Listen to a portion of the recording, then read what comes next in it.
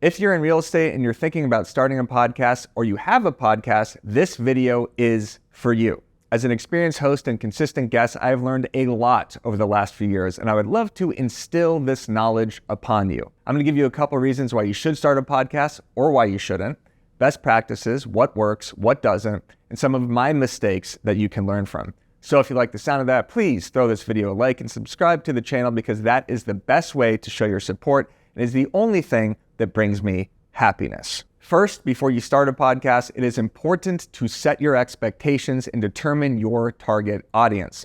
Assuming it's a real estate podcast, is your audience consumers or other agents? If it's other agents, you need to understand these numbers. There's about 1.5 million active realtors with NAR, let's call it 2 million licensed. About 10% of these agents actually do business, and maybe about 10% of those agents actually consume real estate content on a consistent basis.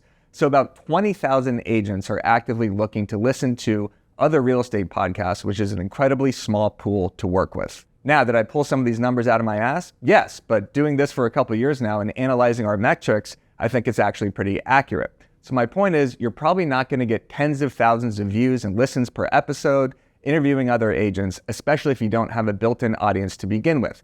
Think about it. Do you listen to a lot of real estate podcasts? I don't. It's not sports. It's not politics. It's lead gen. It's boring. If your audience is potential clients and consumers, that can obviously be a larger listener pool unless you're going super niche and location specific. This isn't to discourage you, by the way. It's to set realistic expectations that interviewing other Tucson real estate agents is not going to land you a spot on Joe Rogan, a lucrative Patreon, or a ZipRecruiter sponsorship. You might get like 50 viewers, and honestly, that's pretty good. Now that your expectations have been managed, this is the good news. Starting a podcast can be one of the best content drivers and networking opportunities for real estate agents. From a content perspective, which is one of my favorite terms to use, a 30-40 minute podcast can get you this. It gives you long-form audio content, expanding your brand and giving you more trust with your audience as they really get to know you better than those short-form clips. And it gives you something to post to YouTube on a consistent basis. Also, it gives you the short-form clips, maybe 3 to 4 from that 30-40 minute episode that you can repurpose for YouTube Shorts,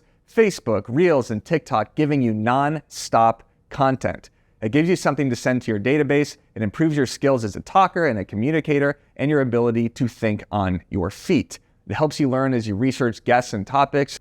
It expands your brand, and most importantly, it expands your network. If you interview people, your guests will become friends, referral partners. They might have you on their podcast, and now you have business relationships with them, and you're meeting exciting people for an actual reason, and now you have a reason to reach out to them. It's so easy to just say, hey, you want to come on my podcast? Because most people will say yes. Half of my friendships in the real estate industry are from guests we've had on Overask or The Walkthrough. I don't think anyone has said no except Derek Gregory, and he eventually came on and said yes. All right, now that you know why podcasts are good, here are 10 recommendations and best practices. Number 1, start with a co-host. It gives you a built-in accountability partner. You're doubling your promotion, and you get to fill in each other's gaps. Like on Overask, if I was having a shit day and couldn't think, Matt would carry the episode. If there's ever an awkward pause and you can't think of what to say, which will happen, by the way, it's a great way to have 2 people ready to fire off the next thing to say. Number 2, use a service like Calendly to schedule your podcast or have a built-in time that you film. This is one of our biggest mistakes on Overask, because all of our communication with guests was in DMs, coordinating with multiple people, going back and forth on timing, which is not ideal. Make it easy on your guests and send them a Calendly link or let them know you film every Friday at 2 and to see if that actually works for their schedule. Don't just send them DMs and start text messaging them, especially if you have a co-host, because then you're just scheduling with 3 different people and it becomes absolutely impossible. Number 3, come up with an idea of the title and thumbnail before the episode. This gives you some direction for the podcast and takes away that burden after you film. Number 4, right after you film, make a list of the moments in the podcast that you think would be great for short form clips. Do it while it's fresh in your head so you don't wait a week and rewatch the episode, which takes hours trying to find the best parts. Better yet, have a notepad beside you while you're actually filming the podcast and take notes so you can detail when the best moments are. Number 5, reframe the question. Byron Lazine, host of The Hot Sheet, Knowledge Brokers, Real Word, and 10 other podcasts, taught me that if you find yourself stumbling and bumbling and taking too long to get to a question, to actually reframe it for the hook for the actual clip.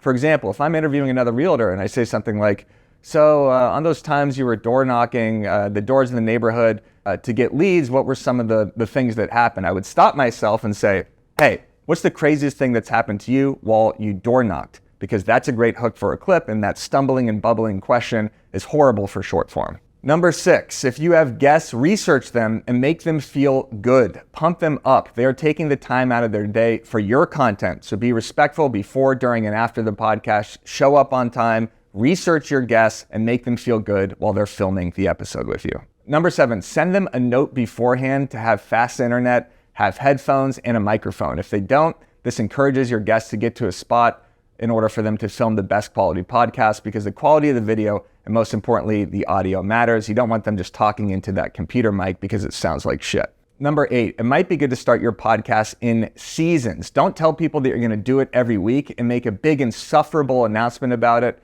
and then stop doing it after a few weeks. Give yourself 12 episodes, call it season 1, and then see if you wanna continue it or not. But making a public promise about weekly episode only to stop hurts your credibility and it just looks bad.